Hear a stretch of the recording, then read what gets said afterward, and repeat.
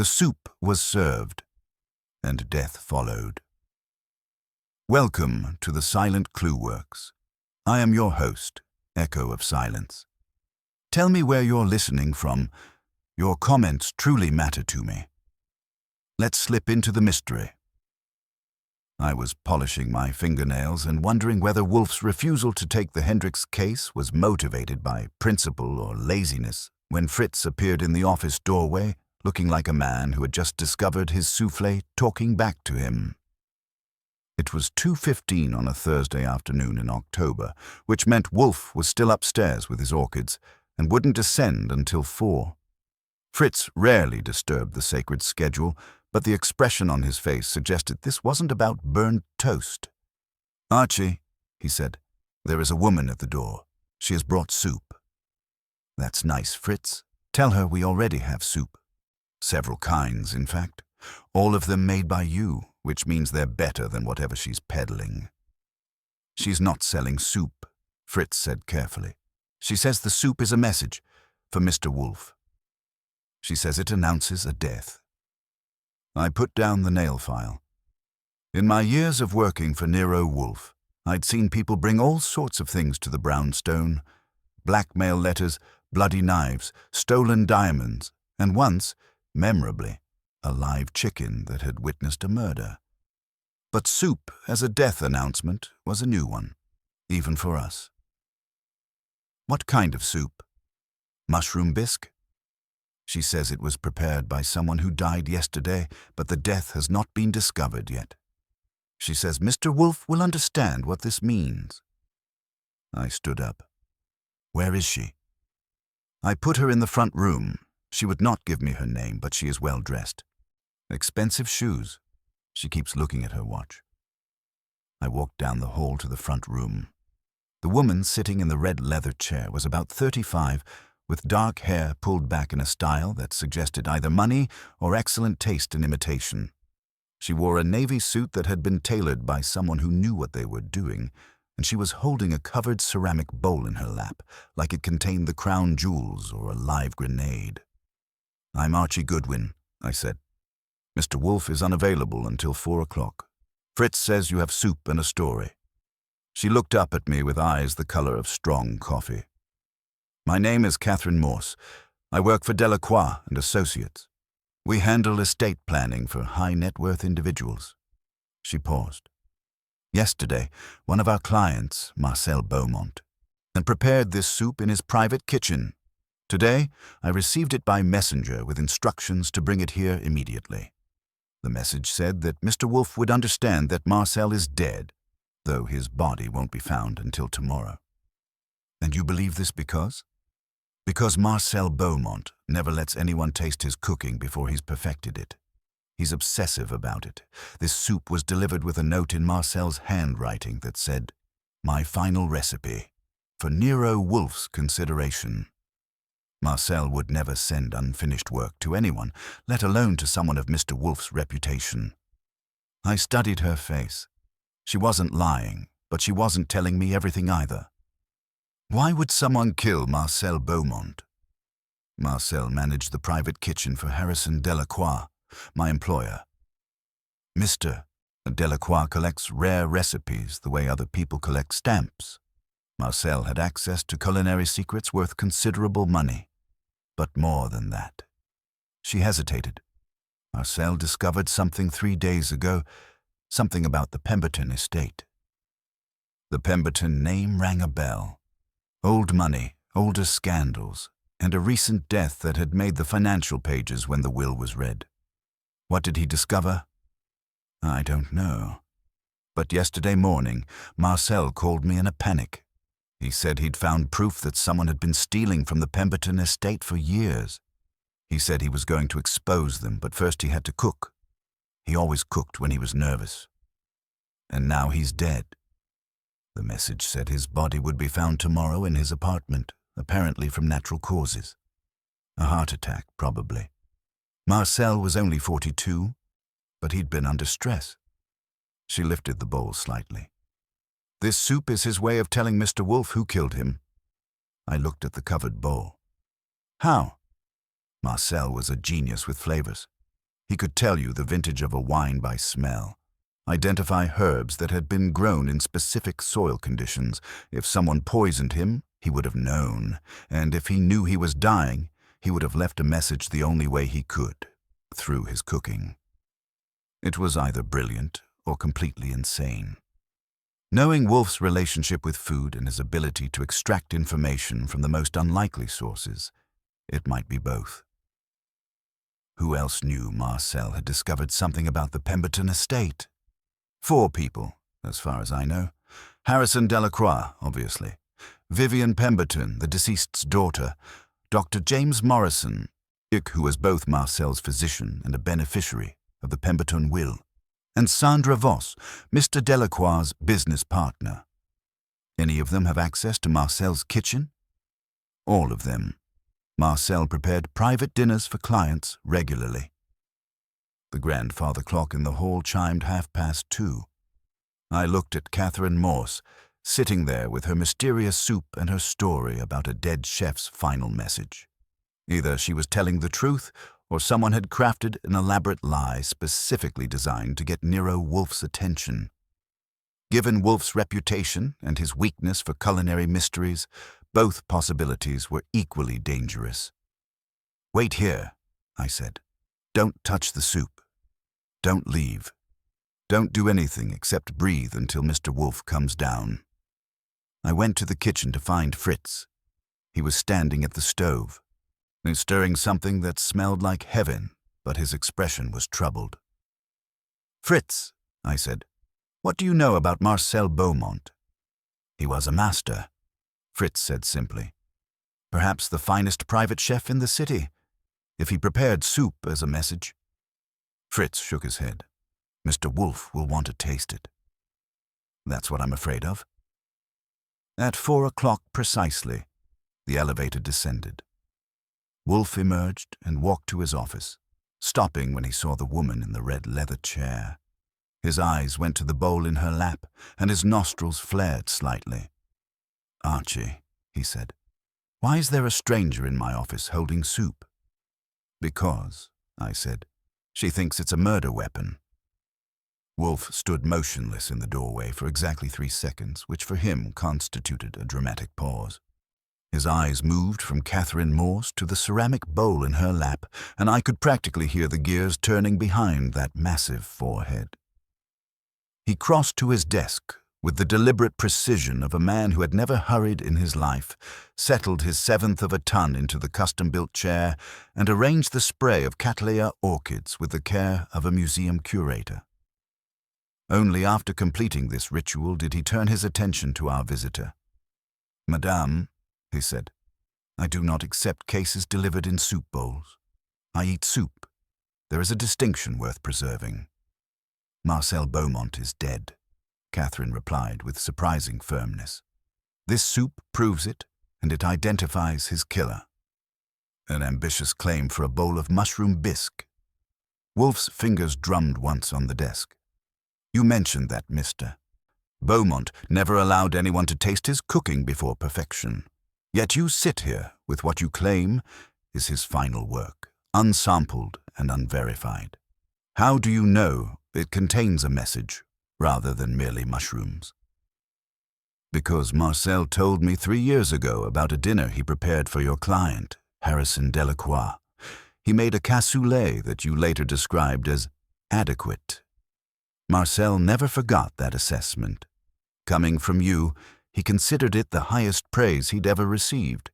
He said you were the only person in New York whose palate could read what he called the grammar of flavor." I watched Wolfe's face. The mention of that cassoulet had registered. I'd been there that night and heard him tell Fritz afterward that Marcel Beaumont understood the relationship between patience and flavor better than any chef under 50. "So Fritz," Wolfe called, "bring the soup to the kitchen. Heat it gently, do not boil, and prepare small portions for both of us." Fritz appeared with the reverence of a priest accepting a relic, took the bowl from Catherine's reluctant hands, and disappeared toward his domain.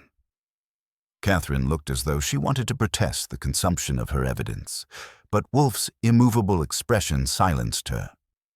"Now," Wolfe continued. You claim this soup announces a death not yet discovered.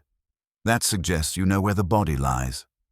Why are you here instead of alerting the police? Because I have no proof Marcel is dead, Catherine said. If I call the police and tell them to break into his apartment because he sent me soup, they'll think I'm hysterical. But if I wait until tomorrow when he fails to appear for work, they'll find what looks like a heart attack. A middle-aged chef with high blood pressure. They won't look for murder. You seem remarkably certain about the apparent cause of death. Marcel once told me that if he ever died suddenly, I should examine his hands. He said, "The hands tell the truth the heart cannot." I didn't understand then, but combined with this soup, she gestured helplessly. He was terrified, Mr. Wolfe. He discovered what he called a ghost in the ledger during the Pemberton estate audit.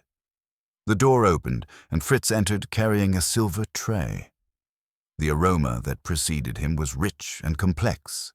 Mushrooms, cream, a hint of sherry, and something else that made my nose twitch. Fritz set a small bowl before Wolfe and stepped back, his expression troubled. "Well?" Wolfe asked, lifting his gold spoon. "It is disturbing, sir," Fritz said quietly. Wolfe inhaled deeply, took a careful sip, and closed his eyes. The office fell silent except for the grandfather clock's measured ticking. After what felt like an hour, but was probably 30 seconds, Wolfe's eyes snapped open, hard and cold as winter stones. "This is not merely soup," he announced. "It is an accusation." I flipped open my notebook. "Meaning?" Marcel Beaumont was a purist who believed the integrity of a dish lay in the honesty of its ingredients. He once wrote an essay condemning synthetic truffle oil as a lie in a bottle. Yet this bisque, otherwise technically flawless, was deliberately contaminated with a significant quantity of artificial white truffle oil. Maybe he made a mistake. A man who could distinguish between herbs grown on opposite sides of a hill does not make such errors, Wolfe retorted. He has deliberately desecrated his own masterpiece to signal fraud. He is telling us that someone is forcing him to swallow lies, or that his killer is characterized by preferring the artificial to the authentic. He turned to Catherine. "Of your 4 suspects, does anyone have particular fondness for truffle oil?" Catherine blinked, startled by the specificity. "Harrison Delacroix. He puts it on everything, thinks it makes food seem more expensive. Marcel despised cooking for him because of it. And he used to complain that Delacroix couldn't distinguish between diamonds and cut glass." Wolfe nodded with satisfaction. "Then we have our first clue, delivered by a dead man who understood that the truth, properly seasoned, can survive even murder." He looked at Catherine. "Your retainer. 5,000 now, 5 more when you expose the killer." "Acceptable. Archie.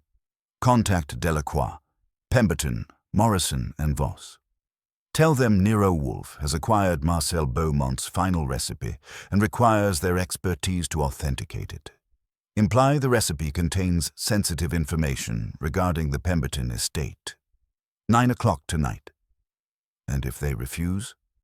"They won't," Wolfe said, picking up his book.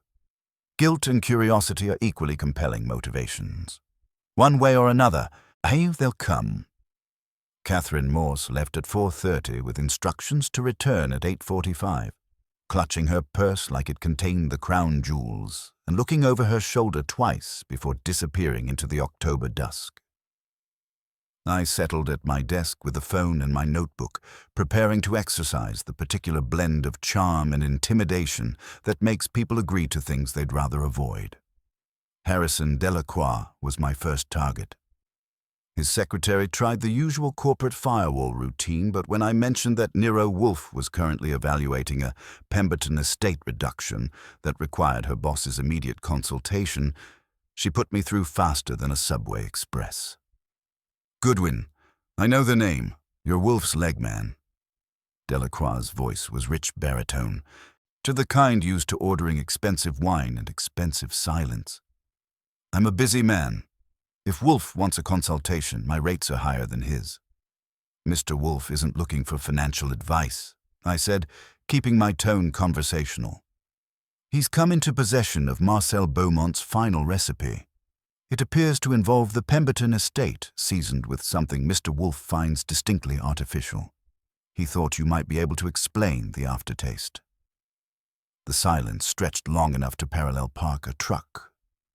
Marcel is taking a personal day. Exactly. And yet his work arrived at our office with very specific instructions. Mr. Wolfe intends to discuss the ingredients at 9 o'clock tonight. He thought you'd prefer to be present before he shares his critique with interested parties. I'll be there, Delacroix said, and then the line went dead with the finality of a coffin lid. Sandra Voss, Delacroix's partner, answered her own phone with the crisp efficiency of someone who charged by the minute for everything, including breathing. I have no interest in recipes, Mr. Goodwin. I handle ledgers, not luncheons. Fortunate, I replied, because this recipe seems to be full of numbers, specifically regarding the Pemberton audit. Mr. Wolfe finds the mathematics delicious, but potentially indigestible for your firm. She calculated for exactly 3 seconds. 9 o'clock. Sharp. Punctuality is a virtue Mr. Wolfe appreciates almost as much as honesty. Vivian Pemberton practically invited herself when I mentioned her father's estate was the subject of inquiry. Her voice was high and brittle, like crystal under stress. Who authorized an audit without my permission? I have rights as the primary beneficiary. Mr. Wolfe authorized himself, I said, based on information that came to light yesterday. 9 o'clock, Miss Pemberton. Bring whatever questions you have about your father's financial arrangements. Dr. James Morrison was the wild card. I reached him on his cell phone and he sounded breathless, like a man who'd just run up several flights of stairs or away from something unpleasant. Dr. Morrison, this is Archie Goodwin.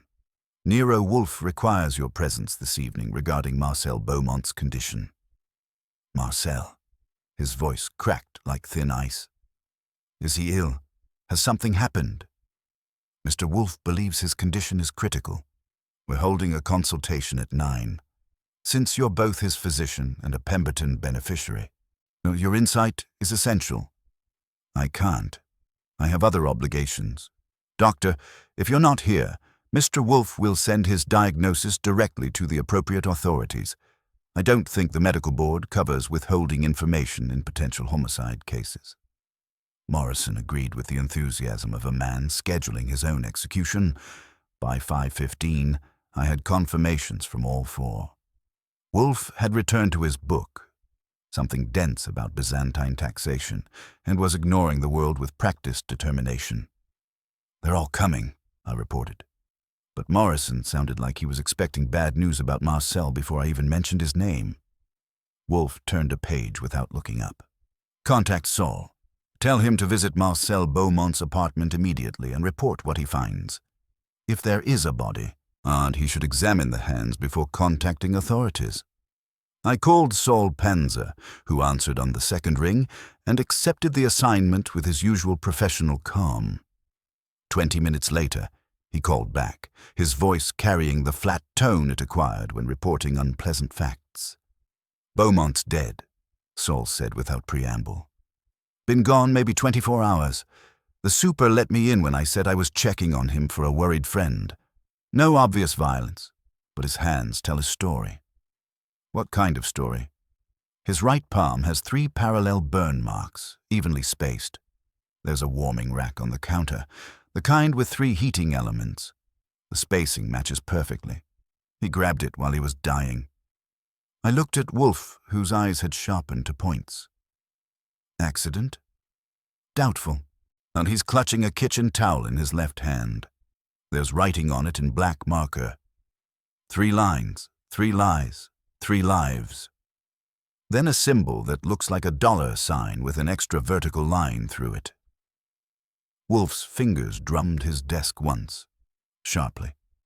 Photograph everything, then contact the police. Tell them Miss Morse hired you to check when Beaumont failed to answer his phone. Mention nothing else. After Saul hung up, I closed my notebook and studied Wolfe's profile. 3 lines, 3 lies, 3 lives. Marcel wasn't being subtle. A dying man has no time for subtlety, Wolfe replied. He has confirmed 3 individuals are involved in whatever fraud he discovered. The modified $sign suggests financial corruption. Combined with the artificial truffle oil's message about preferring appearance to substance, we have a clear picture of systematic deception. And the heating rack burns. Deliberate. Marcel Beaumont grabbed that rack knowing it would leave marks, knowing his hands would be examined, knowing someone would understand his message. He died fighting to leave us evidence. Fritz appeared with dinner at 7:30. Beef braised in burgundy with pearl onions and mushrooms, accompanied by a salad that could convert carnivores to vegetarianism. Wolfe ate with methodical appreciation, though I noticed he left the mushrooms untouched. Marcel's final soup had apparently affected his appetite in ways he wouldn't acknowledge. At 8:15, I was arranging the yellow chairs in their customary semicircle when the phone rang. It was Saul again. "The police just arrived," he reported.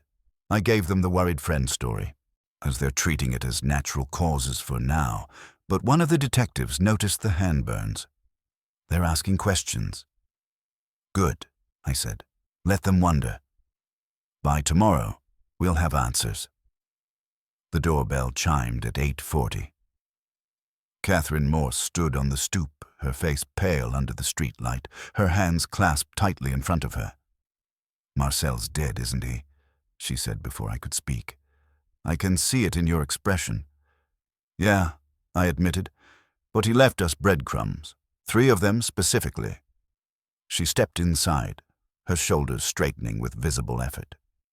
"Then we'd better follow them quickly, because if Marcel was right about 3 people being involved, that means at least 2 murderers are about to walk through your door."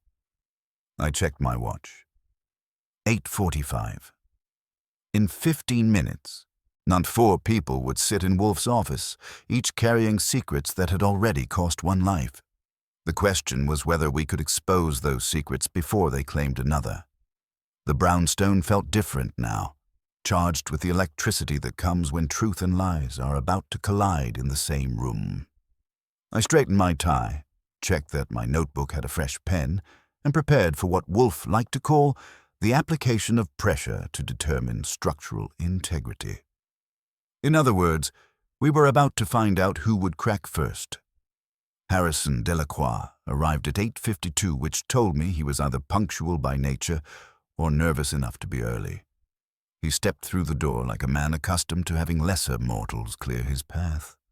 Tall, silver-haired, wearing a charcoal suit that probably cost more than most people's cars. His handshake was calculated to demonstrate authority without appearing aggressive, and his eyes swept the brownstone's interior with the practiced assessment of someone who appraised everything by its potential value. "Mr. Goodwin," he said, his voice carrying the rich baritone of inherited confidence, "I trust this consultation will be brief. I have other obligations this evening." "Depends how quickly you digest uncomfortable information," I replied, taking his coat. "Mr. Wolfe appreciates punctuality, but he values thoroughness more." Dr. James Morrison arrived 3 minutes later, looking like a man who dressed during an earthquake. His tie was crooked. His shirt collar bore a faint stain that might have been coffee, and his hands trembled slightly as he gripped his medical bag. He was perhaps 45, but carried himself like someone much older, weighted down by burdens that weren't entirely physical. "Is Marcel really dead?" he asked before I could close the door, his voice barely above a whisper. "You're his physician," I said. "Shouldn't you know his condition better than anyone?" Morrison's face went pale. He cancelled his last 3 appointments. I thought he was avoiding me because... He stopped himself, realizing he was about to reveal something he shouldn't. Sandra Voss arrived at precisely 9 o'clock, her punctuality suggesting either military training or obsessive attention to detail. She was a compact woman in her early 40s with auburn hair cut in a severe bob and glasses that magnified intelligent gray eyes. and everything about her radiated competence and control, from her tailored suit to the leather portfolio she carried like armor against the world's inefficiencies. Vivian Pemberton swept in at 9:07, fashionably late in the way that suggested privilege rather than poor planning. She wore black silk that probably cost more than most people earned in a month, and her blonde hair had been styled with professional precision. She would have been beautiful if her features weren't arranged in a permanent expression of entitled dissatisfaction. "What is she doing here?" Vivian demanded, pointing at Catherine Morse, who had positioned herself near the office doorway. "Catherine works for Harrison. This represents a clear conflict of interest." "Miss Morse is here as my client," I said. "The rest of you are here as witnesses, or suspects. Mr. Wolfe will clarify the distinction shortly." I led them down the hall to the office, where Wolfe sat behind his desk like a Buddha contemplating the impermanence of all things except his dinner schedule. He acknowledged their entrance with a slight inclination of his head, about 3 degrees, which for him constituted a warm welcome. "Please be seated," Wolfe said, his voice carrying its usual flat precision. "There are sufficient chairs for everyone. I have better uses for my money than purchasing duplicate furniture." They arranged themselves in the yellow chairs facing his desk, Delacroix and Voss to his left, Morrison and Vivian to his right, with Catherine taking the chair closest to my position by the globe. The semicircle formation was deliberate. It allowed Wolfe to observe all their faces while preventing them from easily communicating with each other. Delacroix remained standing for a moment, asserting dominance through body language, before settling into his chair with obvious reluctance. "Let's dispense with theatrical preliminaries, Wolfe. You mentioned Marcel Beaumont and something about a recipe. What exactly do you want?" "Clarity," Wolfe replied calmly. "Marcel Beaumont is dead." The reaction was immediate and revealing. Vivian gasped, her hand flying to her mouth in genuine shock. Morrison closed his eyes briefly, as though absorbing a physical blow. Sandra Voss stiffened but maintained her composure, while Delacroix merely frowned with what appeared to be annoyance rather than surprise. "Dead?" Delacroix repeated. "When? How?" "Yesterday evening," Wolfe said. "His body was discovered this evening by my associate, Mr. Panzer, who was investigating Miss Morse's concerns about Marcel's welfare. The preliminary cause appears to be cardiac arrest, but Marcel anticipated his demise. He prepared what amounts to a dying declaration, encoded in the form of mushroom bisque." "This is absurd," Sandra Voss snapped, her professional composure cracking slightly. "Encoded messages in soup? You're talking about cooking, not cryptography." "To a master chef," Wolfe countered, "there is no meaningful distinction. Marcel used specific ingredients to convey specific information.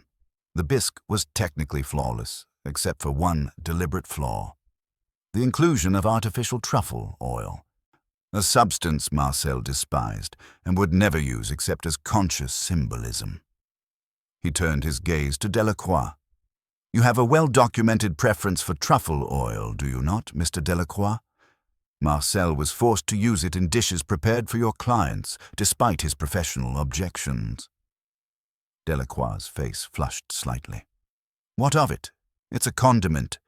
Personal taste isn't evidence of anything."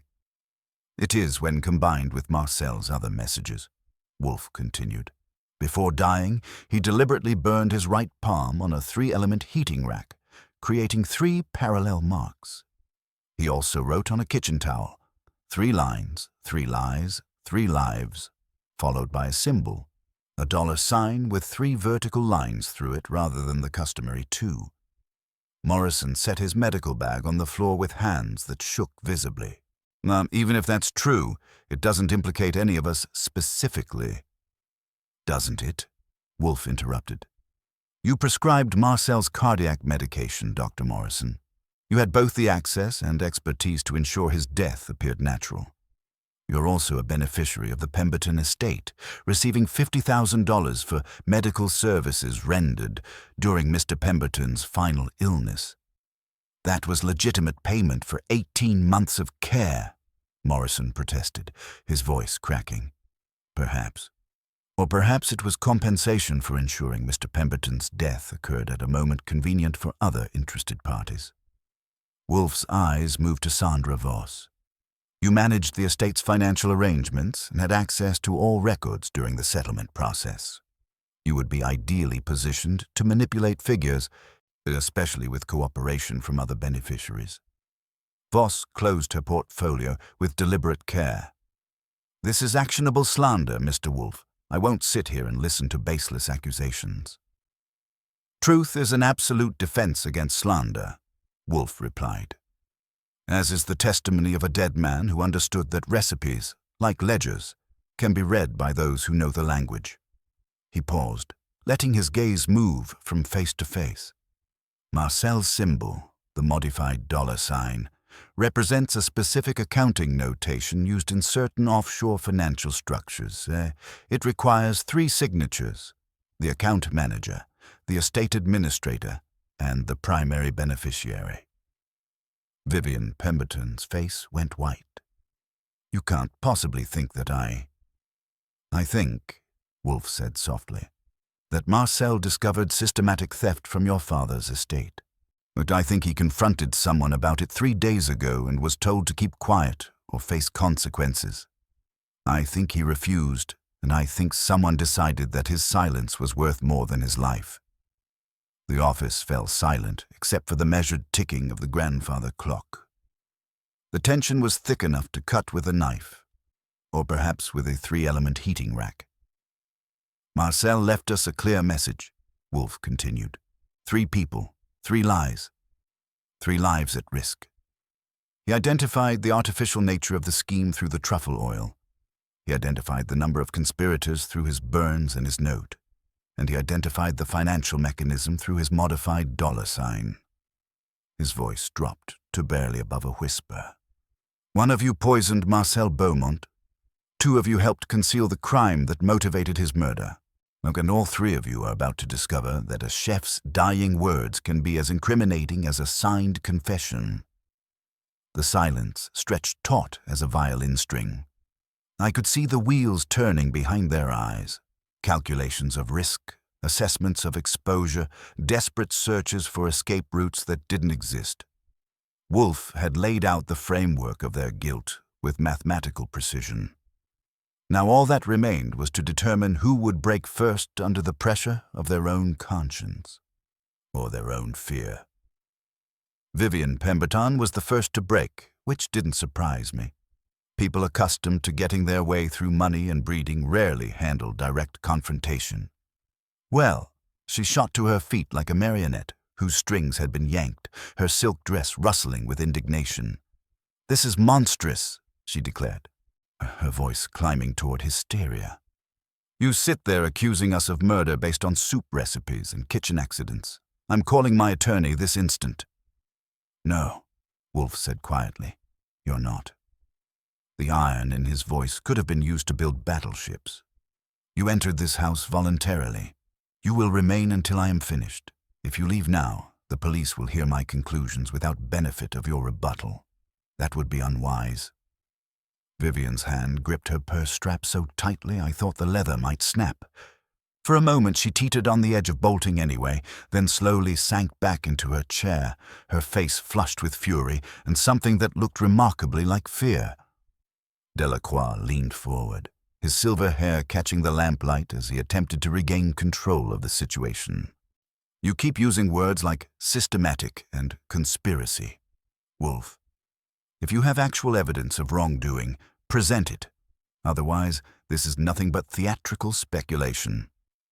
"Evidence is precisely what we're discussing," Wolfe replied. "Unfortunately, some of it has recently gone missing. Archie, check the second drawer of your desk, the back compartment." I crossed to my desk, slid open the drawer, and reached into the rear slot, where I keep documents Wolfe wants accessible but not conspicuous. My fingers met empty wood. "Gone," I announced, turning back to the room. "The photocopy of Marcel's ledger page that I filed there at 6 o'clock? It's vanished." The reaction was immediate and telling. Sandra Voss's professional mask slipped for just an instant, revealing something sharp and calculating beneath. Morrison went a shade paler, if that was possible. Delacroix's jaw tightened almost imperceptibly. "Someone," Wolfe said, his voice dropping to barely above a whisper, "has been bold enough to trespass in my house, to violate the sanctity of my office and tamper with evidence. That, ladies and gentlemen, is a provocation I find more offensive than murder." The temperature in the room seemed to drop 10 degrees. I've seen Wolfe angry before, but this was different, colder, more controlled, infinitely more dangerous. "The theft occurred between 6 o'clock and 8:45, Wolfe continued. "Miss Morse, you were alone in the front room for several minutes this afternoon. You returned early this evening before our other guests arrived. Archie was not with you every moment." Catherine's face went white. "You think why would I steal evidence I'd given you myself?"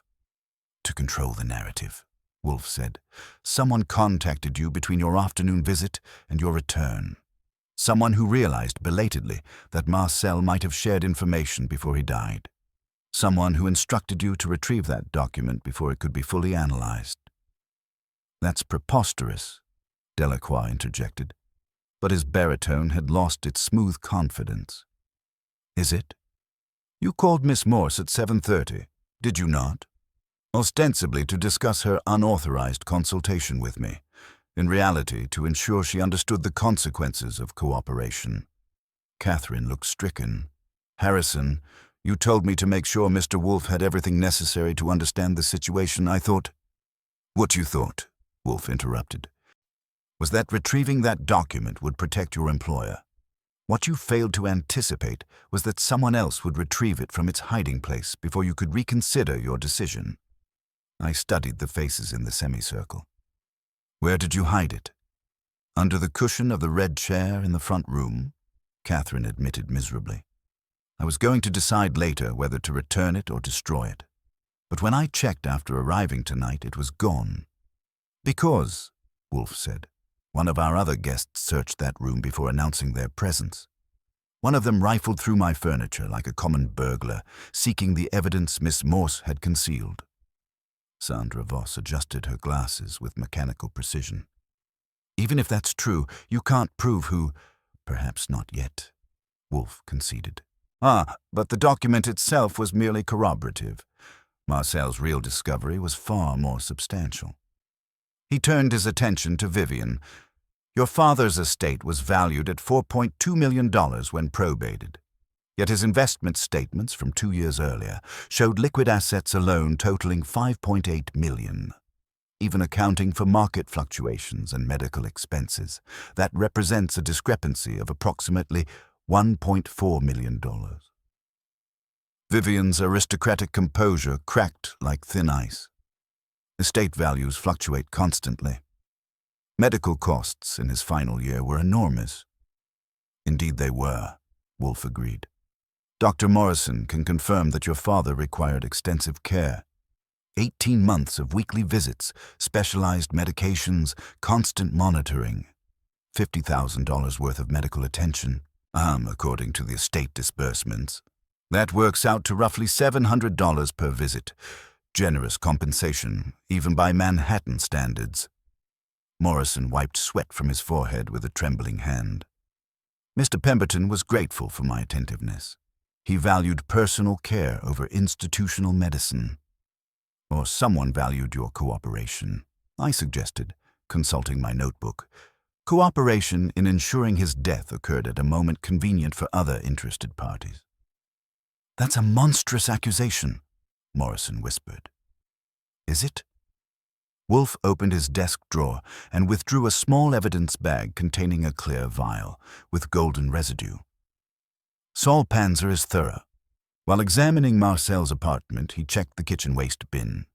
He found this empty bottle of truffle oil. The label had been partially dissolved. It's as if someone had tried to clean it hastily, but enough remained for identification. He placed the bag on his desk blotter where it caught the light like an accusatory eye. Laboratory analysis will reveal traces of digitoxin mixed with the oil. Wolfe continued. A potent cardiac glycoside derived from foxglove, tasteless in small quantities, especially when masked by synthetic truffle essence. The perfect murder weapon for someone with pharmaceutical knowledge and access to controlled substances.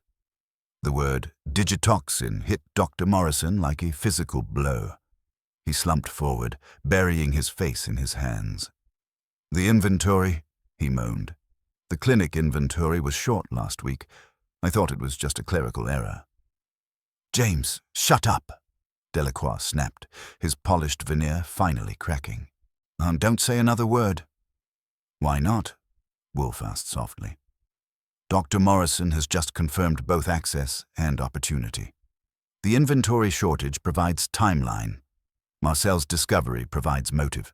The only remaining question is the distribution of labor among the three conspirators." He reached into his jacket pocket and produced a folded receipt. Saul also found this in Marcel's apartment, tucked inside a cookbook. 1 bottle of premium white truffle oil, purchased 3 days ago from Marchand Gourmet on Madison Avenue. Paid for in cash, but the customer used a store loyalty card for the discount. Wolfe unfolded the receipt and held it up. The card is registered to H. Delacroix. The color drained from Delacroix's face, leaving it the shade of old parchment. "I buy truffle oil regularly for client entertainments, so that proves nothing." "It proves you purchased the specific bottle found in Marcel's kitchen," Wolfe corrected. "The bottle containing digitoxin residue. Unless you can explain why you would buy a condiment for a chef who despised it and how that bottle ended up laced with poison in a dead man's apartment, a jury will find the inference compelling." Morrison made a strangled sound, pointing a shaking finger at Delacroix. "You told me it was just a sedative. You said we needed to knock him unconscious for a few hours to search his apartment for the files. You swore it wouldn't kill him." "You fool!" Sandra Voss hissed, her professional composure finally shattering completely. "You incompetent, trusting fool." Wolfe leaned back in his chair, his expression almost satisfied. And there we have the final ingredient in Marcel's message. A betrayal. The artificial truffle oil represented false appearances. The 3 burns represented 3 conspirators.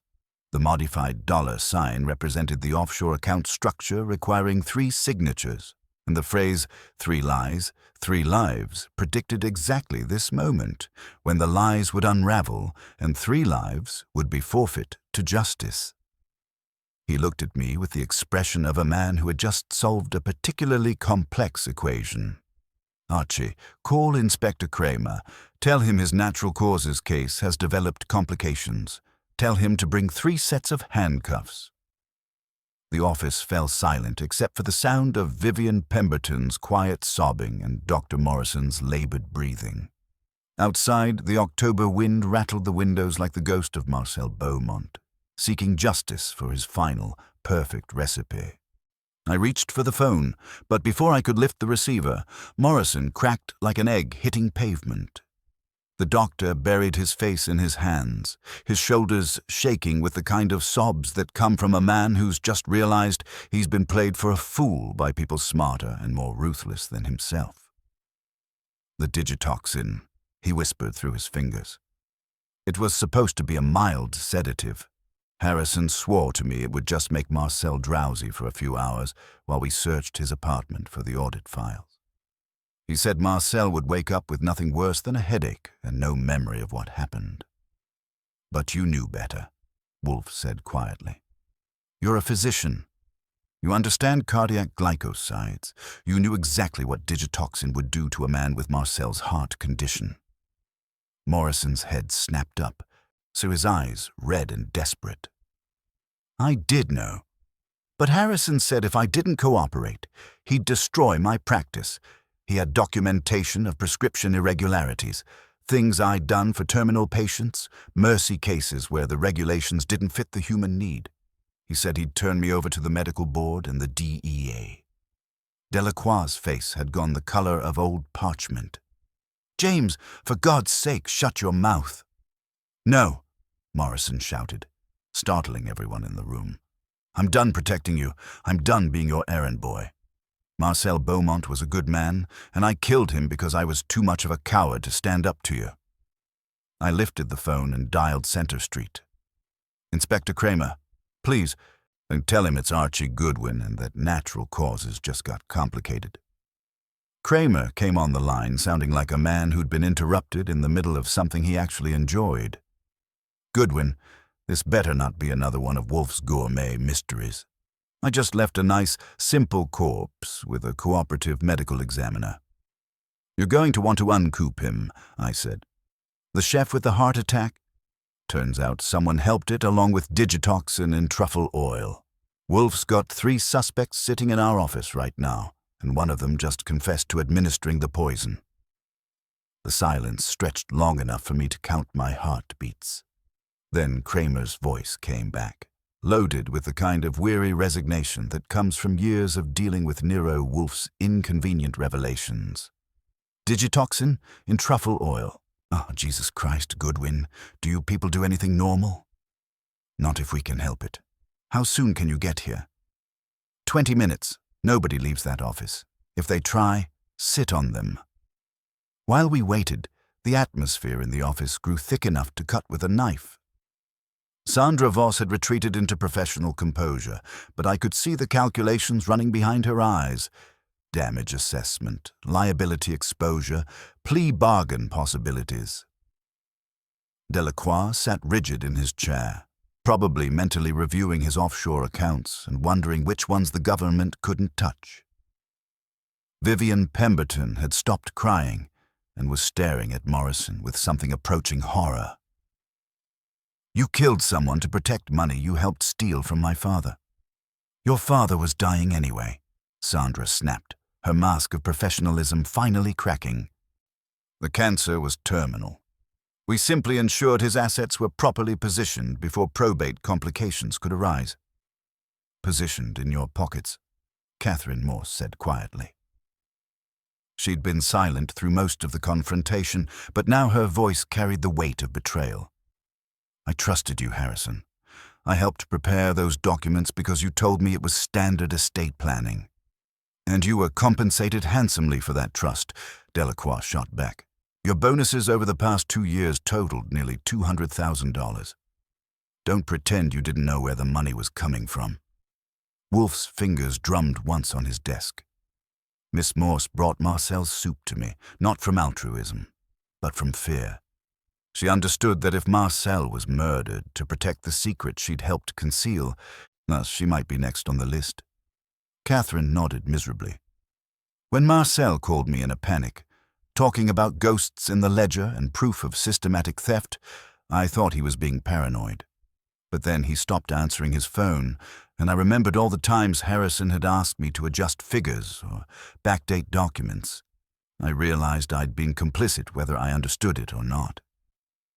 The doorbell chimed at 9:47.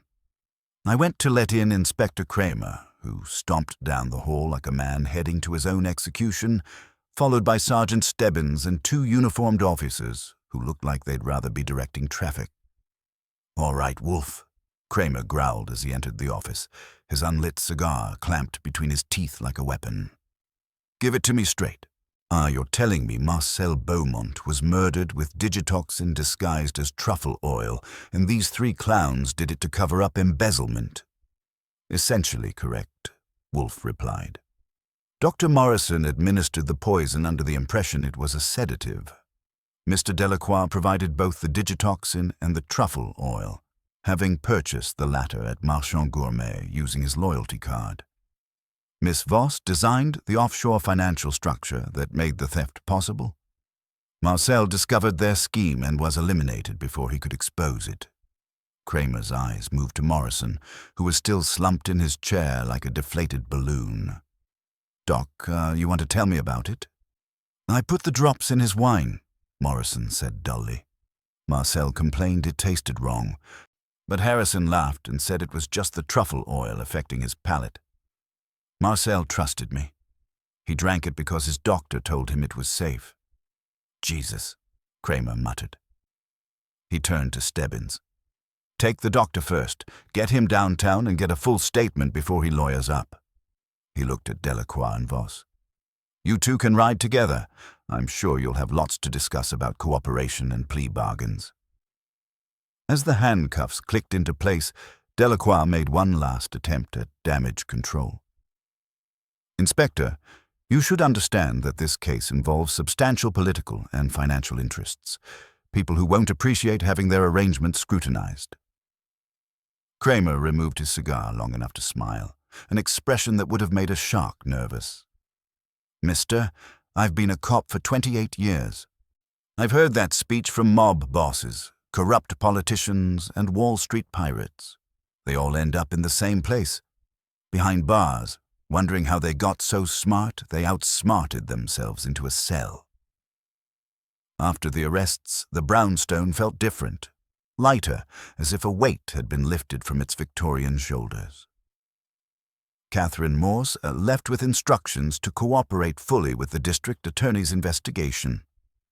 Vivian Pemberton departed in a taxi, probably heading for the most expensive criminal defense attorney in Manhattan. I found Wolfe in the kitchen, watching Fritz prepare a late dinner with the intense concentration of a man who understood that some rituals were sacred, immune to the chaos of murder and betrayal. "Satisfactory conclusion?" I asked. "Adequate," Wolfe replied, which from him constituted high praise. See, Marcel Beaumont achieved his final victory. His message was received, understood, and acted upon. Justice was served, though I suspect he would have preferred his bisque without the digitoxin.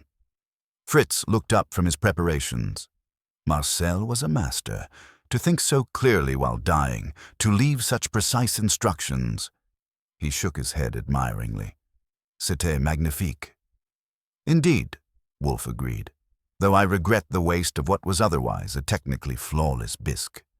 "Fritz, tomorrow you will prepare mushroom bisque according to your own recipe. I find I have developed an appetite for the dish, properly prepared. Of course, sir, without artificial truffle oil." Definitely without artificial truffle oil. I left them to their culinary planning and went upstairs to my room, feeling the weight of the day finally lifting. Marcel Beaumont was dead, but his killers were caught, his message delivered, and his final recipe had achieved its intended purpose. In the morning, Fritz would make breakfast, Wolfe would tend his orchids, and the brownstone would return to its normal rhythm of civilized routine, punctuated by occasional murder. In the world of Nero Wolfe, that was as close to a happy ending as we ever got. But sometimes it was enough to know that truth, properly seasoned with justice, could survive even the most carefully planned deception. Marcel Beaumont had understood that, and in the end, it had made all the difference. I was enjoying my second cup of Fritz's coffee the next morning when the phone rang with a particular urgency that suggested bad news couldn't wait for civilized hours. It was 8:15, and which meant Wolfe was still upstairs communing with his orchids and wouldn't appreciate interruption unless the brownstone was actually on fire. "Archie Goodwin," I said into the receiver, hoping whoever it was had a good reason for disturbing the peace. "Goodwin, get Wolfe on the phone. Now." Kramer's voice carried the kind of edge that suggested someone had just kicked over his carefully arranged house of cards. "We've got a problem. Wolfe's with his plants until 9. You know the drill. What's eating you? What's eating me is that your star witness just hanged himself in his cell using his shoelaces. Dr. Morrison is dead, and he left behind a confession that blows your whole case to pieces." The coffee suddenly tasted like ashes. I set the cup down carefully, buying time while my brain processed this development. "When?" "Sometime between midnight and 4 this morning. God found him during routine check. He'd tied his laces together, made a noose, and used the top bunk rail. Left a handwritten note claiming full responsibility for Marcel Beaumont's murder. Says he acted alone out of professional jealousy. That's garbage, and you know it. What I know and what I can prove in court are two different animals," Kramer growled. "Morrison's confession absolves Delacroix and Voss of everything except poor judgment in their business associates. The district attorney is reviewing whether he has enough to hold them without Morrison's testimony. I grabbed my notebook and started writing. Someone got to him. Had to. Morrison was scared, not suicidal. And professional jealousy. The man couldn't tell a souffle from a sandwich. That's what I thought too, but here's the kicker. Morrison received a phone call at 2:30 this morning. His lawyer arranged it as an emergency consultation. High-priced attorney named Prescott Chambers, who showed up this morning with Morrison's signed and notarized confession, all neat and legal. The pieces clicked into place like tumblers in a lock. Let me guess. Someone's paying Chambers' fees, and it's not Morrison's estate. Bingo. And Morrison's got a 15-year-old daughter living with his ex-wife in Connecticut. The ex received a cashier's check yesterday for $200,000 deposited into a trust fund for the kid. Supposedly Morrison's life insurance, payable immediately upon death. Life insurance doesn't pay out for suicide within 2 years of coverage, I said. Someone bought Morrison's silence with his daughter's future. Exactly. But proving it's another story. I need Wolfe down here to help me figure out how to salvage this mess. I told Kramer to hold on and climbed the stairs to the plant rooms, where I found Wolfe examining a cattleya with the concentration of a jeweler appraising a diamond. Theodore gave me his usual look of disapproval for violating the sacred schedule, but Wolfe set down his magnifying glass when he saw my expression. Morrison's dead, I announced. Apparent suicide, but someone convinced him it was better than trial. They used his daughter as leverage. Wolfe's face went through several expressions in rapid succession. Surprise, anger, and finally the cold calculation that meant someone was about to regret underestimating his capacity for moral indignation. "Bring me to the phone," he said simply. 3 minutes later, Wolfe was in his chair, listening to Kramer repeat the details. When the inspector finished, Wolfe sat silent for nearly 30 seconds, his fingers drumming the desk in the pattern that meant serious thinking was in progress. "Inspector," Wolfe said finally, "Dr. Morrison's death represents not just murder, but the perversion of justice itself. Someone has transformed our legal system into an instrument of cover-up. That is intolerable." "I agree, but unless you've got something concrete, Delacroix and Voss walk free this afternoon." "Perhaps not." Wolfe opened his desk drawer and withdrew a manila envelope I hadn't seen before. "Saul delivered this at 7 this morning. It seems Marcel left us more than soup and burns." He opened the envelope and spread several photographs across his blotter. "These are copies of documents Marcel photographed in Mr. Delacroix's office 3 nights before his death. Bank records, transfer authorizations, and correspondence." I leaned forward to examine the photos. The documents showed a complex web of offshore accounts and shell companies, all connected to the Pemberton estate. But what caught my attention was a letter on judicial letterhead, signed by Judge Henry Thorne. "The probate judge," I said. He was part of it. More than part of it. He was the keystone. Without judicial cooperation, the estate manipulation would have been impossible. Marcel discovered not just theft, but corruption extending into the courthouse itself. Kramer's voice came through the phone with renewed energy. "You're telling me we've got a sitting judge involved in this conspiracy?" Judge Thorne received substantial payments through the same offshore structure used to launder the stolen estate funds, Wolfe confirmed. Marcel photographed everything, but he needed time to understand the full scope before acting. That's why he was killed. Not just to protect the money, but to protect the judge. And Morrison. Dr. Morrison was always expendable. They used him to administer the poison, then eliminated him when he became a liability. His confession was purchased with his daughter's security and his own desperation. I closed my notebook, feeling the familiar weight of a case that had just gotten significantly more complex. "So what's our next move?" Wolfe looked at the photograph spread across his desk, then at me with an expression that suggested the game was entering its final phase. Our next move, Archie, is to demonstrate that Marcel Beaumont's death will not be in vain. We are going to expose not just 3 conspirators, but an entire system of corruption, and we are going to do it in a way that ensures justice is served properly this time. He picked up the phone. Inspector, arrange for Judge Thorne to visit my office this afternoon. Tell him we require clarification regarding certain irregularities in the Pemberton estate probate. Suggest that cooperation now might be preferable to subpoenas later. And if he refuses? He won't, Wolfe said with quiet certainty. Guilty men always prefer to control the narrative of their exposure. Judge Thorne will come, if only to assess how much we know. That assessment will prove fatal to his position. After hanging up, Wolfe leaned back in his chair and closed his eyes. Marcel Beaumont deserved better than a justice system that accepts convenient confessions from dead men. We shall ensure he receives it. I looked at the photographs scattered across the desk, evidence of corruption that reached from a private kitchen to a judge's chambers.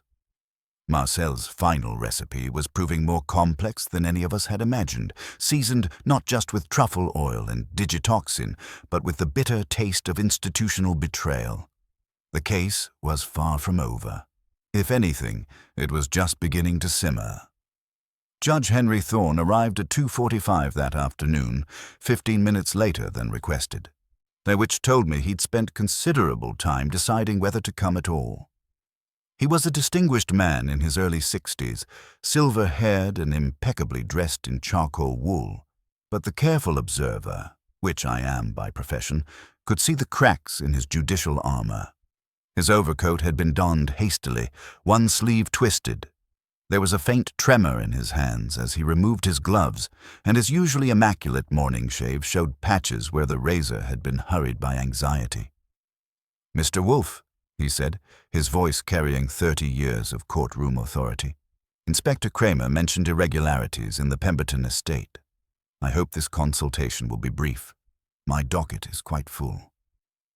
"Please sit," Wolfe replied, gesturing to the red leather chair positioned directly across from his desk. And not the yellow chairs in their semicircle. This was to be a conversation between equals, at least initially. "Your docket, I suspect, is about to become considerably less demanding."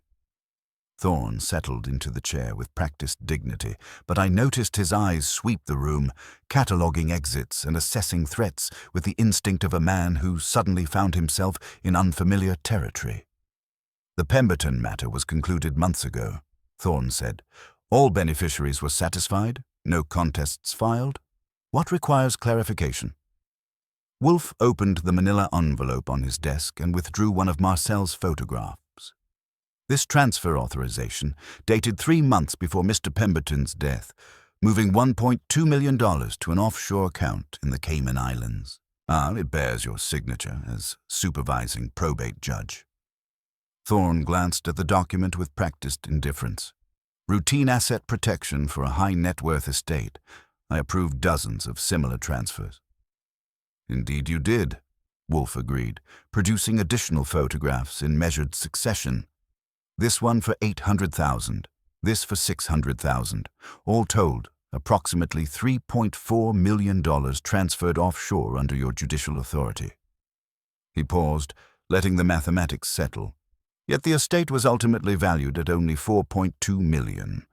That suggests Mr. Pemberton's assets were systematically depleted by these routine transfers. A hairline crack appeared in Thorne's composure. Mr. Pemberton made financial decisions that seemed prudent at the time. My role was documentation, and not investment advice. Your role was protection of the estate's integrity, Wolfe corrected. Instead, you facilitated systematic theft. He produced another photograph showing a bank statement. This Cayman account received monthly deposits totaling $50,000 over 18 months. The account holder is listed as H.T. Thorne. The judge's face went the color of old newspaper. Those were legitimate consulting fees.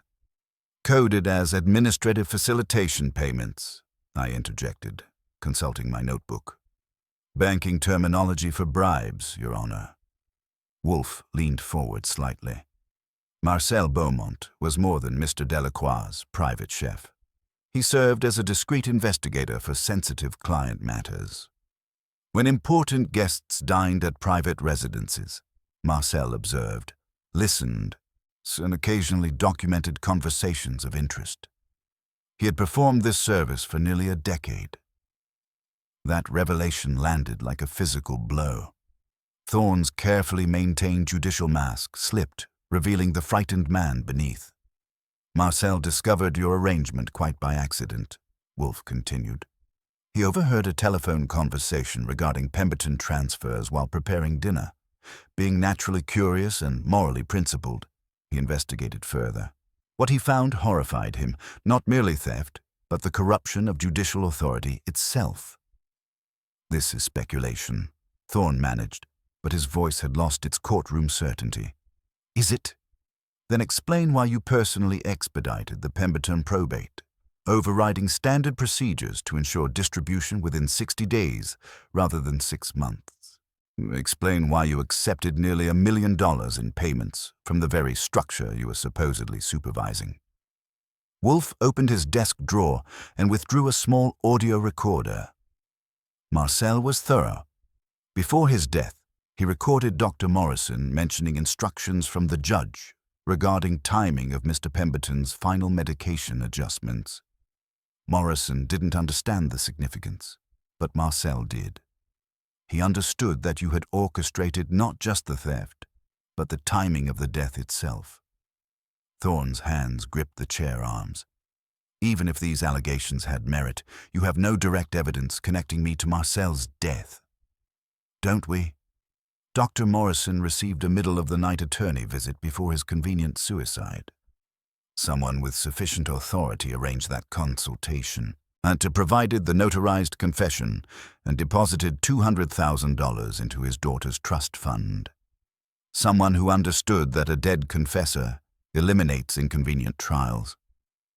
The office fell silent except for the grandfather clock's measured ticking. Thorne sat motionless, his distinguished features sagging under the weight of exposure. Inspector Kramer is waiting in my front room, Wolfe said quietly. You have 2 choices, voluntary cooperation and a complete statement, or subpoenas, headlines, and the inevitable destruction of everything you've built over 30 years. Thorne closed his eyes. When he opened them, something fundamental had changed. The arrogance was gone, replaced by hollow exhaustion. I want immunity, he whispered. That is between you and the district attorney, Wolfe replied, pressing the button that summoned Kramer from the front room. As the inspector entered and began the formal arrest procedure, I watched a pillar of the justice system crumble into dust. Marcel Beaumont's final recipe had contained more ingredients than anyone had initially realized, each one carefully measured to expose not just murder, but the systematic corruption that had made murder necessary. The soup had been served. Justice, however delayed, was finally being tasted. Judge Thorne's cooperation proved as thorough as it was desperate. By Saturday morning, he had provided the district attorney with 18 months' worth of documentation detailing the systematic looting of the Pemberton estate and 3 other high-value probates. Named the immunity deal was harsh but practical. Full disclosure in exchange for federal charges rather than state murder conspiracy, which carried significantly different sentencing guidelines. I spent Friday afternoon with Saul, cataloging the additional evidence Marcel had hidden throughout his apartment. The chef's paranoia had proved prophetic. He documented everything, not just in photographs, but in a series of notebooks disguised as recipe collections. What appeared to be instructions for preparing coq au vin was actually a detailed record of a $400,000 transfer to a Cayman Island shell company. A recipe for beef bourguignon contained dates, amounts, and participants in systematic estate manipulation stretching back 2 years. Marcel was more than a chef, Saul observed, holding up a notebook filled with what looked like French cooking techniques.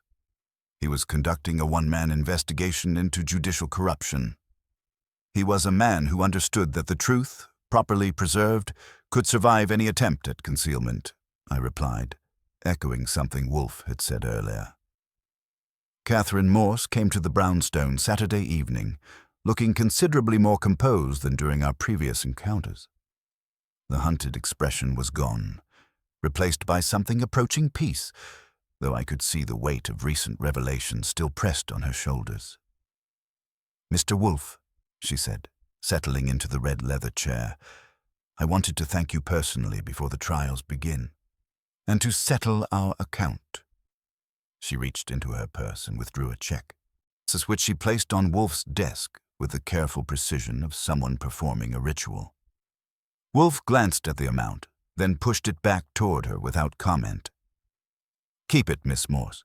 You have lost your employment, will face considerable legal expenses as a material witness, and have endured the trauma of discovering your professional life was built on systematic fraud. I require no additional compensation. But you never work without payment." "I am not working without payment," Wolfe interrupted.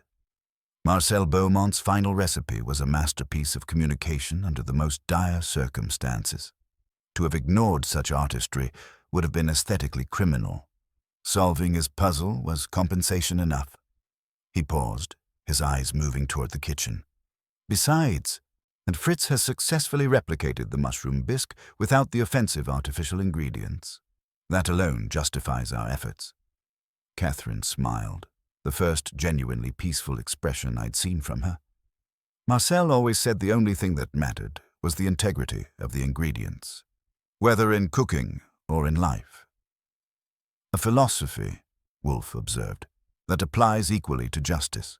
The artificial elements introduced by Delacroix and his associates corrupted everything they touched. Marcel's final act was to identify and isolate those contaminants so they could be removed from the recipe." After Catherine left, I found Wolfe in the dining room where Fritz was serving the evening meal. The mushroom bisque was perfect, rich, complex, honest in its flavors. No hidden messages, no artificial enhancements. It's just the pure expression of ingredients treated with skill and respect. "The district attorney called," I reported between spoonfuls. "Delacroix and Voss have rejected plea bargains. Their attorneys apparently believe they can discredit Thorne's testimony and convince a jury that Morrison acted alone." Wolfe consumed his bisque with methodical appreciation. Pride. They cannot accept that a chef outsmarted them. That hubris will prove their undoing at trial. And Vivian Pemberton will recover approximately 60% of her father's stolen assets once the offshore accounts are unwound. Not complete justice, but substantial restitution. He set down his spoon. Marcel's recipe has served its purpose. Truth has been extracted from lies, justice from corruption, and order from chaos. The phone rang at 9:15. It was Kramer, then calling to report that the evening news had broken the full story. 3 judges had announced early retirement. The State Bar Association was launching a comprehensive review of probate procedures, and the mayor was calling for reforms in judicial oversight. "Marcel Beaumont's final recipe is still cooking," I told Wolfe after relaying the message. "The ingredients he mixed are going to flavor the justice system for years to come." Wolfe nodded, returning to his book about Byzantine taxation systems. A master chef's influence extends far beyond the immediate meal. Marcel understood that the proper combination of elements, applied at the correct temperature and timing, can transform more than just food. I finished typing my report as the grandfather clock chimed 10. Outside, the October wind rattled the windows of the brownstone, but inside, order had been restored. Fritz was cleaning the kitchen, Wolfe was reading, and somewhere in the city, the wheels of justice were grinding forward, powered by a dead chef's final, perfect recipe. The case was closed, but Marcel Beaumont's legacy would simmer for years to come. In Wolfe's world, there were worse epitaphs than being remembered as someone who cooked with integrity and died defending it. The soup had been served. Justice, however delayed, had finally been tasted.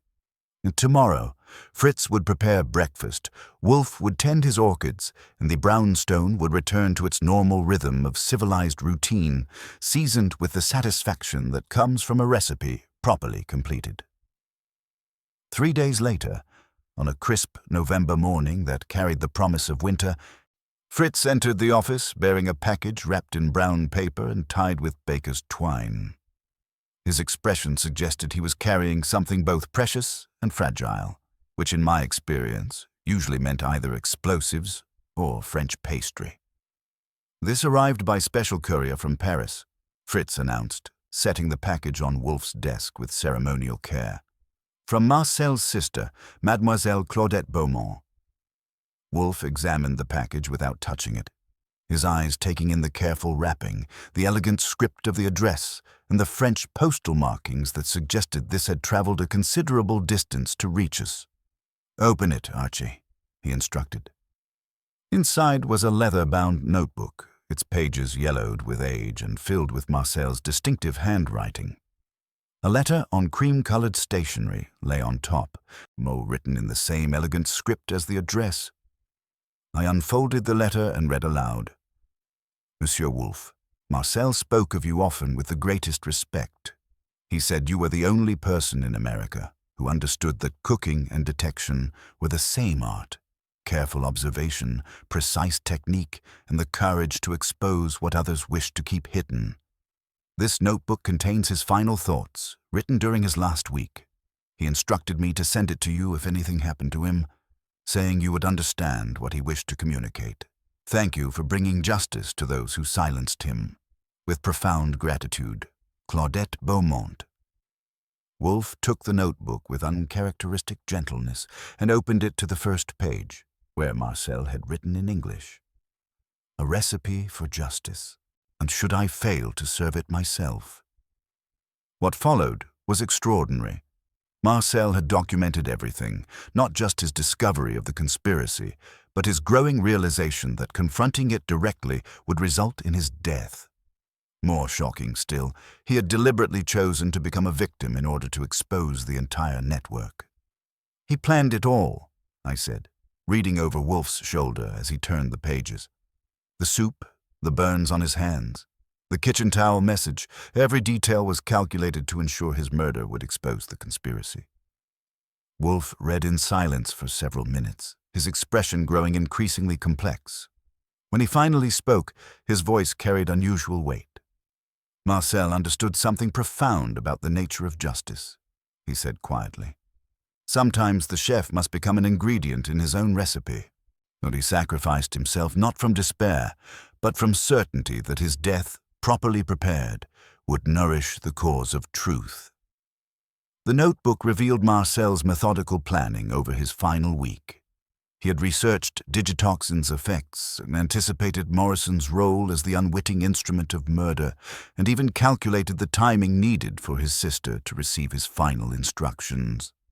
Most remarkably, he had prepared multiple contingencies to ensure his message would reach someone capable of understanding it.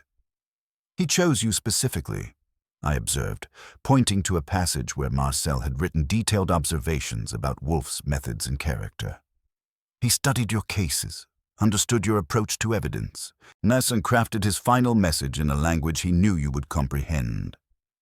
"The artificial truffle oil was not merely symbolic," Wolfe agreed. "It was a deliberate signature designed to trigger my investigation into the nature of authenticity versus artifice. Marcel knew that once I tasted that bisque, I would be compelled to understand why a master would deliberately corrupt his own work."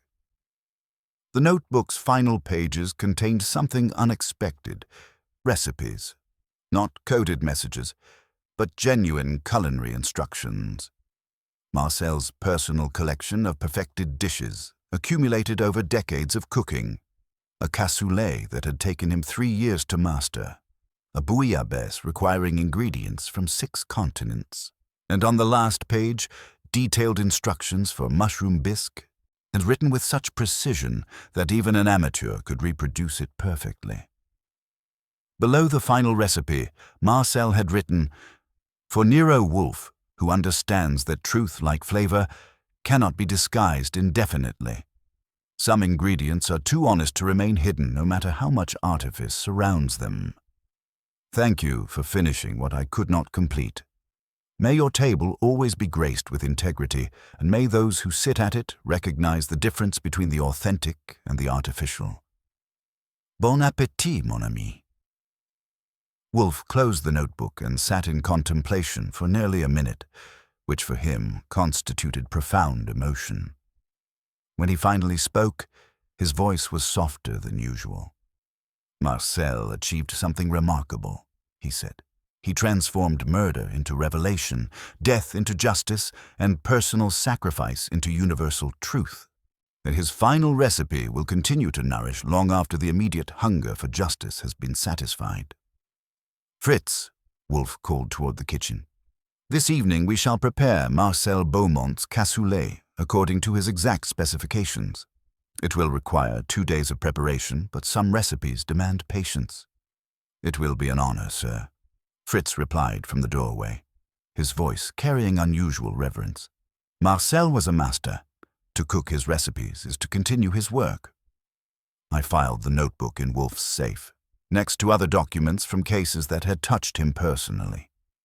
Outside, the first snow of the season began to fall, covering the brownstone steps with pristine white that would melt by morning, leaving no trace except memory. The case was truly closed now, for Marcel Beaumont had achieved everything he'd intended. Justice served, corruption exposed, truth preserved despite every attempt at concealment. His final recipe had proved more complex and sophisticated than any of us had initially realized. Seasoned not just with ingredients, but with the bitter knowledge that sometimes the highest form of cooking requires the chef to offer himself as the ultimate sacrifice.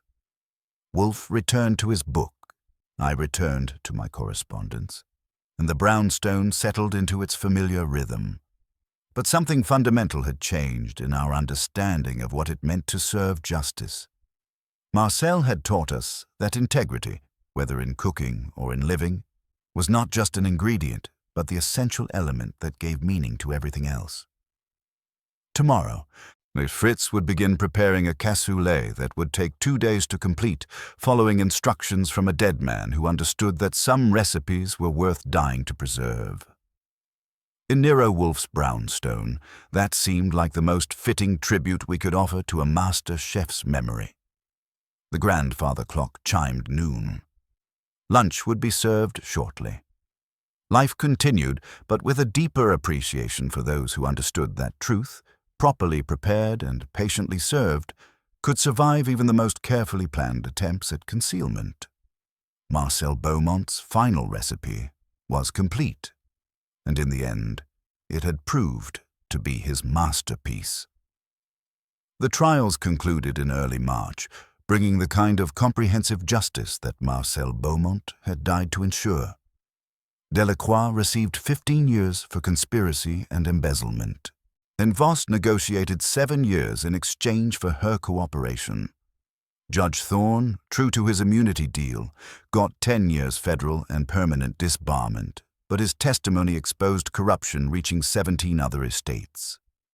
Vivian Pemberton recovered most of her father's assets and established a culinary scholarship in Marcel's name. On the first warm evening of spring, Fritz emerged from the kitchen carrying the earthenware casserole that had required 2 days to prepare according to Marcel's exact specifications. The aroma of slow-cooked white beans, duck confit, and garlic sausage filled the dining room like an announcement that perfection, however delayed, was finally ready to be served. Wolfe consumed the cassoulet with the reverence reserved for truly exceptional achievements. After the final bite, so he set down his fork and regarded the empty dish with something approaching sorrow that there wasn't more. Magnificent, he pronounced. Marcel understood that complexity must serve clarity, that richness requires restraint, and that the whole must transcend its parts. The same principles apply to justice. Speaking of justice, I said, we still haven't resolved our fee situation. You refused Catherine's check, and while Marcel's notebook is touching, it won't pay the electric bill. "We have been compensated beyond monetary measure," Wolfe replied. "This recipe alone is worth more than Miss Morse's bank account." Fritz appeared with a small package. "This arrived from Mademoiselle Beaumont, monsieur." Inside was a jar of genuine white truffle oil and a note.